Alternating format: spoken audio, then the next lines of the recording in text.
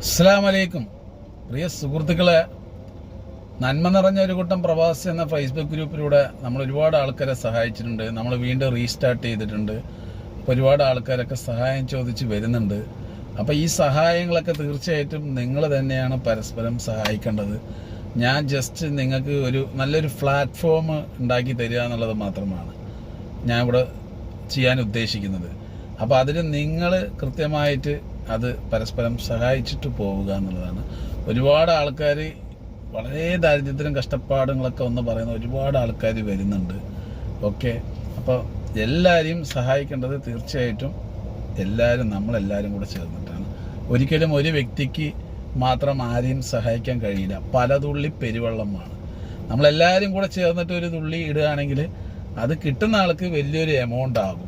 പിന്നെ നമ്മൾ എത്രയോ കാശ് വെറുതെ ചിലവാക്കി പല സ്ഥലത്തിലും പല രീതിയിലും കളയുന്നുണ്ട്.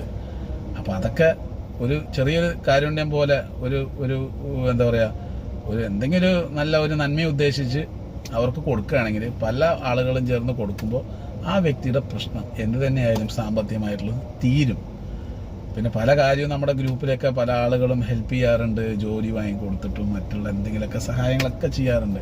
അപ്പം നമ്മുടെ വാട്സാപ്പ് ഗ്രൂപ്പ് നമ്മൾ അത്രയും നല്ല രീതിയിൽ നല്ല ആളുകളെ വെച്ചിട്ടാണ് നമ്മൾ കൊണ്ടുപോകാൻ ശ്രമിക്കുന്നത്.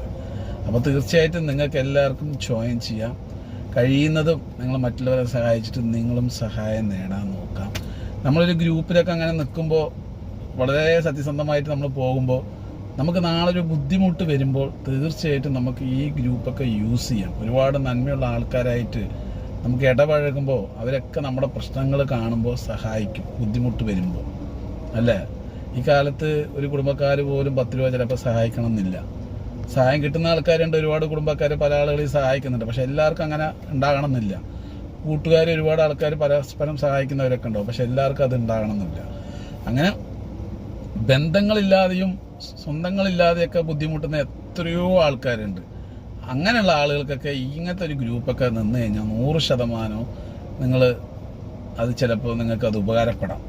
അപ്പോൾ അത് കൃത്യമായിട്ട് നമ്മൾ സത്യസന്ധമായിട്ട് 100% അത് യൂസ് ചെയ്യാൻ ശ്രമിക്കുക. നമ്മൾ വന്നിട്ട് ഒരാളെ പറ്റിച്ചിട്ടോ അല്ലെങ്കിൽ ഏതെങ്കിലും രീതിയിൽ നമ്മളത് ചെയ്തിട്ട് ആ പൈസ വാങ്ങിയിട്ട് പോയി കഴിഞ്ഞ് പറഞ്ഞാൽ അത് നിങ്ങൾക്ക് ചിലപ്പോൾ അത് അപ്പോഴത്തെ ഗുണം കിട്ടുകയായിരിക്കാം.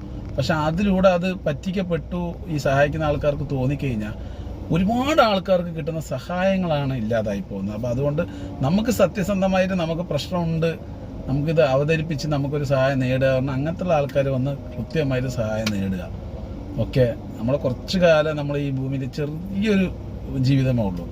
അതിന് നമ്മളിങ്ങനെയൊക്കെ പറ്റിച്ച് ഉണ്ടാക്കിയിട്ട് ഒരു കാര്യമില്ല.